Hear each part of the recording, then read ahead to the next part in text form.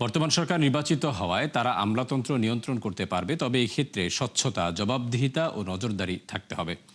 Economic reporters forum, ERF ও নাগরিক প্ল্যাটফর্মের অনুষ্ঠানে কথা বলেন ডক্টর দেবপ্রিয় ভট্টাচার্য। জানান, সংস্কার একটি চলমান প্রক্রিয়া, অর্থনীতিকে গতিশীল রাখতে তা অব্যাহত রাখতে হবে। অন্তর্বর্তী সরকারের 6 মাসের দিকে সংস্কার প্রক্রিয়া স্থবির হয়ে পড়েছিল বলেও মন্তব্য করেন তিনি। এ সময় নাগরিক প্ল্যাটফর্ম ও ইআরএফ এর মধ্যে বাংলাদেশ রিফর্ম ট্র্যাকার নিয়ে একটি সমঝোতা স্মারক স্বাক্ষর হয়।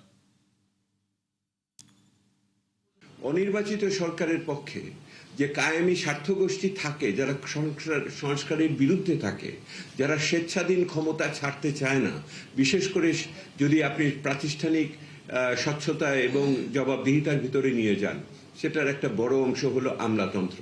আর আগে ছিল কিছু থেকে যাওয়া বিভিন্ন ব্যবসায়ী গোষ্ঠী এবং যারা বেনামিতে ঋণ নিয়েছে ইত্যাদি ইত্যাদি। তো বিগত সরকারের কিন্তু এই শক্তিটা ছিল না।